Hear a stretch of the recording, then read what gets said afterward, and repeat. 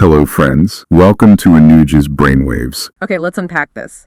Imagine a country's leader giving an Independence Day speech that runs for, what, over 100 minutes? Yeah, 103 minutes to be exact, his longest ever from the Red Fort. Right, and not just celebrating freedom, but actually laying out this incredibly detailed blueprint for global strategic autonomy, basically. That's exactly it. So that's what we're diving into today. The Prime Minister of India's recent Independence Day address, August 15th, a speech that, well, it really made waves far beyond India's borders, didn't it?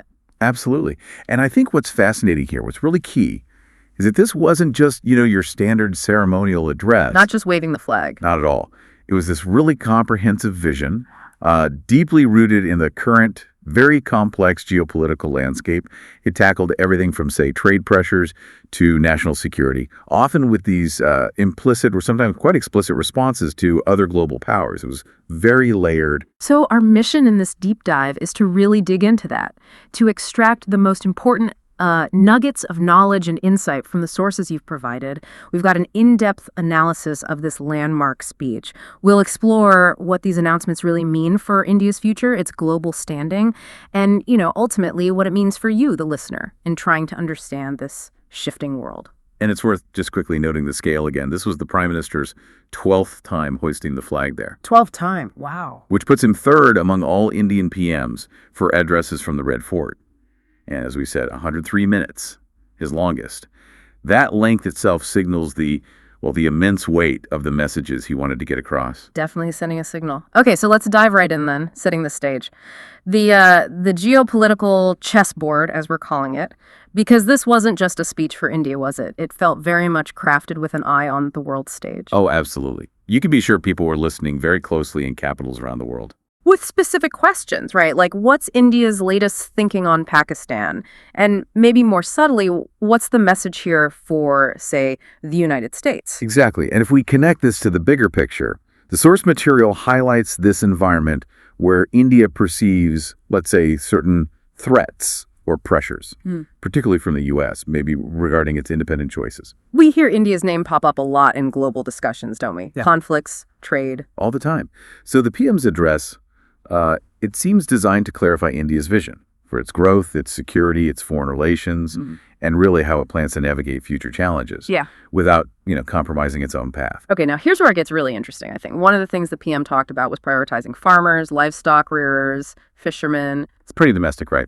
On the surface, yes. Standard stuff, almost. But the analysis suggests this was actually a powerful geopolitical statement. How so? Well, digging into the sources, it seems this was a very direct response, a pushback, really, against persistent pressure from the U.S. on agricultural and dairy imports. Okay. What kind of pressure are we talking about? Specific demands. The sources mentioned, for instance, allowing non-vegetarian milk. Non-vegetarian milk? What does that even mean? It refers to milk from U.S. cows that have been fed feed containing meat byproducts. And obviously in India, with the cultural significance of cows and widespread vegetarianism, that's a huge issue. A massive cultural and ethical concern. Yeah, I can see that. Definitely. And it wasn't just the milk.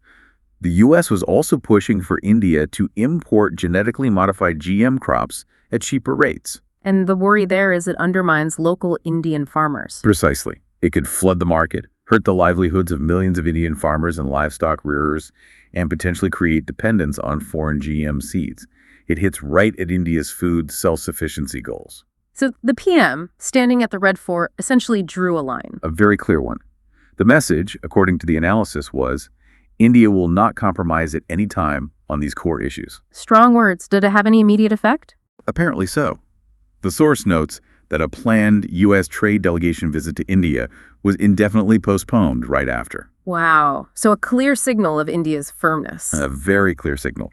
It showed that for India, protecting its agricultural base and, frankly, its cultural sensitivities was taking precedence over, perhaps, a quick trade deal in this specific area. So, connecting this back to the listener, what does this firm stance on agriculture really mean for a country where farming is still such a huge part of the economy and identity? Well, it's fundamental, isn't it? It's about food security, first and foremost. Ensuring India can feed itself without being overly reliant on imports, especially potentially controversial ones. And protecting livelihoods. Exactly, protecting the economic backbone for hundreds of millions. It's also about, asserting economic sovereignty. saying our domestic needs and values come first, even when facing pressure from a major trading partner. It's a powerful statement about resilience. Okay, so India's drawing lines on food and trade. Let's pivot now to technology. Maybe one of the biggest headlines from the speech was about semiconductors. Oh, definitely. A huge announcement. The Prime Minister declared that India-made semiconductor chips would actually hit the market by 2025. That sounds ambitious. It is ambitious Yeah. and hugely significant. Yeah. Because semiconductors, well, they're not just for your phone, are they? No, they're everywhere. Gadgets, cars, defense systems, critical stuff. Absolutely critical. And here's the kicker. The sources point out they are the third largest commodity India imports, right after oil and coal. Third largest. Wow, what kind of value are we talking? Currently, somewhere in the range of $30 to $40 billion a year. Billion with a B. Yes. And projections show that soaring, maybe $45–50 billion by next year, and potentially a staggering $100 billion by 2030. $100 billion by 2030. Just on chips. That's enormous. It's a massive figure. And think about where they mostly come from. Yeah, the global supply chain is very concentrated, isn't it? China and Taiwan. Exactly. About 75% of the world's manufacturing capacity is right there. And for India specifically, the reliance is heavy. About 56% of its supply comes from China and Hong Kong. That seems like a major strategic vulnerability, especially given, well, everything going on geopolitically. It absolutely is. Yeah. And that raises the obvious question. What happens if that supply gets disrupted? Trade wars, political tensions, natural disasters. Anything could trigger it. So the push for domestic manufacturing is about de-risking. Entirely. It's about safeguarding India's electronic sector, its auto industry, and critically, its defense sector from potential cutoffs. That's the core driver behind the India semiconductor mission. Did the PM give specifics on where this is happening? He did. He mentioned several locations where manufacturing units are either approved or already being set up. Places like Dholera, Taloja, Jagir, Sanand, Biwadi. So it's not just talk, there are concrete plans. Concrete plans and approvals mentioned for Odisha, Punjab, Andhra Pradesh too. He acknowledged India was maybe a bit late to the game, A delayed start, yeah. but he really emphasized the rapid acceleration happening now. They're trying to close that gap fast. It's all about achieving that technological independence. Okay, so tech independence is key, but strategic autonomy also needs power, literally. Let's talk about energy. Another huge focus area in the speech. The PM outlined this incredibly bold goal, increasing India's nuclear energy production tenfold by 2047. Tenfold. Tenfold. It's a massive ambition. Just to put some numbers on it, India currently has 24 nuclear plants, generating about 8,780 megawatts. Okay. The plan is to add another 13,600 megawatts relatively soon, aiming for over 22,000 megawatts total by 2031-32.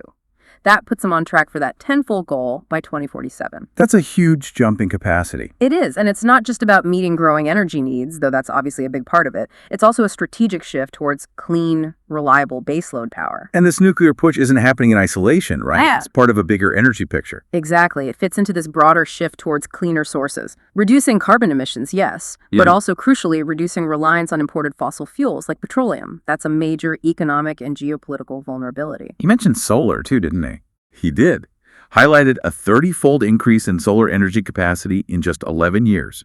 And apparently they hit a 10-year solar target in only 5 years. So the pace is really picking up across renewables and nuclear. It seems so. And connecting this back to the bigger picture, this pivot towards self-sufficient clean energy, especially nuclear, carries real geopolitical weight. How so? Well, the source analysis even draws a parallel, perhaps controversially, to the international scrutiny Iran faced over its nuclear program. Okay. That's a loaded comparison. It is. But the point being made, I think, is about India's determination. That India is pursuing this path for its own energy needs, asserting its right to develop this technology for peaceful purposes, regardless of, external opinions or pressures. It's about powering its development independently. Understood. Okay, moving from power to the economy itself. GST, goods and services tax, the PM hinted at reforms. Yes, significant reforms potentially. Yeah. Suggesting a reduction in the number of tax slabs. India currently has quite a few, right? 5%, 12%, 18%, 28%. That's right, multiple rates. The market buzz, and what the analysis points to, is a possible move towards just two main slabs, maybe 5% and 12%. Which would simplify things domestically. But is there a geopolitical angle here, too? Seems to be a theme. There often is. The source material connects this potential GST reform to external pressures again. Specifically, it mentions a recent 25% tariff imposed by the U.S. on India. A tariff? Why? According to the source, it was linked to India continuing to buy oil from Russia, a foreign policy choice the U.S. wasn't happy with. So the U.S. uses tariffs, and India might respond by adjusting its internal tax structure. That seems to be the logic presented. Tariffs like that could hurt India's exports, cause inflation back home. By reducing GST rates, the idea is products become cheaper domestically. Which boosts consumer demand. Exactly. It stimulates the internal economy, potentially boosting GDP. The estimate mentioned is by 0.7%. Yeah. This essentially allows India to absorb some of that external shock. So instead of changing its foreign policy on oil purchases, It uses domestic policy levers to cushion the blow for its own citizens and economy. It's another facet of that economic autonomy, using its large domestic market as a buffer. interesting tactic. Now, alongside tax reforms, there was a major announcement on jobs, the Vikasit Bharat scheme. Yes, Develop India, a huge employment drive aiming to create 3 crore jobs. Which is 30 million jobs, a massive number. A very ambitious target.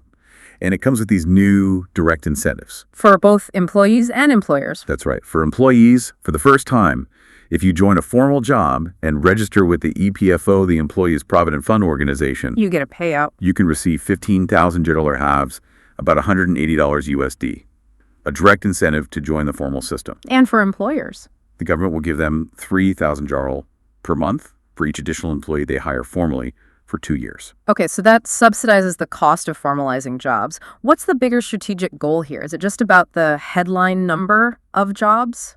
Not entirely. A really important underlying goal is tackling India's huge unorganized sector. Right? Where lots of people work but aren't officially registered, don't get benefits. Precisely. Millions of jobs exist off the books.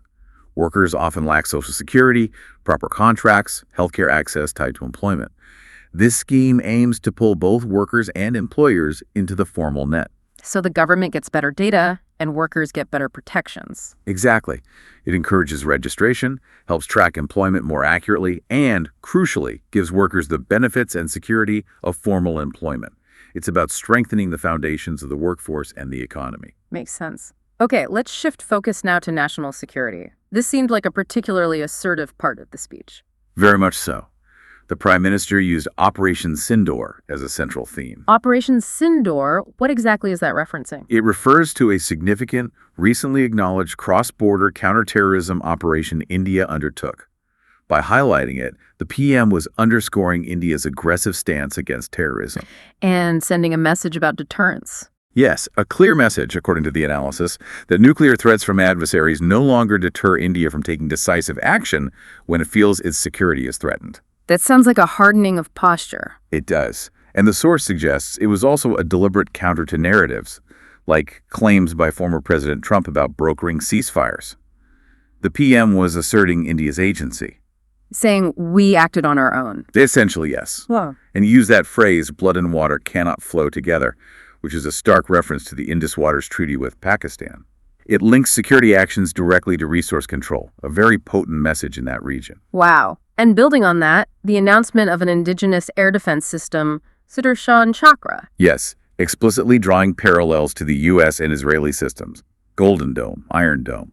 This is envisioned as a comprehensive shield. Covering air, land, and sea, protecting major sites. That's the plan. Securing public areas, strategic installations. With the target completion date of 2035, it's a long-term, massive undertaking. Is there a specific project name associated with the missile defense part? Yes, Project Kusha. That focuses specifically on developing the interceptor missiles, the things that shoot down incoming threats. It's a joint effort between DRDO, the Defense Research Agency, and BEL, Forward Electronics. So really aiming for top-tier, homegrown defense capabilities. Absolutely.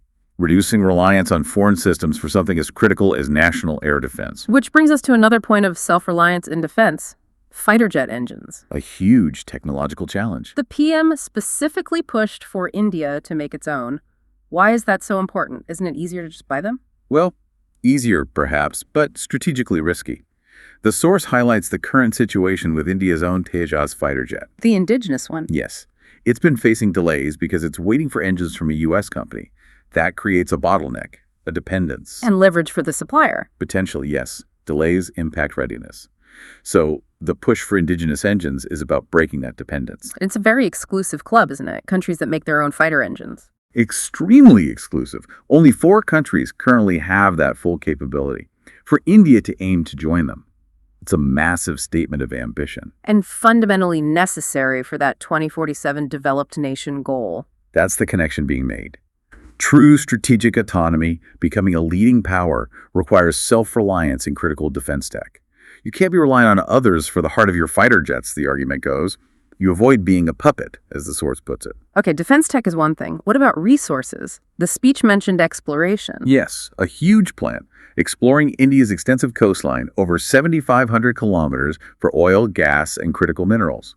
They've apparently identified over 1,200 potential locations. 1,200 locations, that's vast. Is this also framed as a response to external factors? The source suggests so. It mentions past instances, sort of like taunts, maybe the U.S. discussing oil exploration with Pakistan, implying India might become dependent. So India's response is, we have our own coastline, our own tech, we'll find our own resources. That's the clear message. We can meet our own needs. And crucially, this isn't just about oil and gas, it's also about critical minerals. The kind needed for batteries, electronics, green tech. Exactly. Reducing dependence on imports, particularly from places like China, which currently dominate the supply chain for many of these minerals. The analysis even draws a parallel to Ukraine, highlighting its resource wealth and the strategic implications of controlling these minerals domestically. Right. And one last initiative under this sort of security resource banner, the high-power demography mission. What's that about?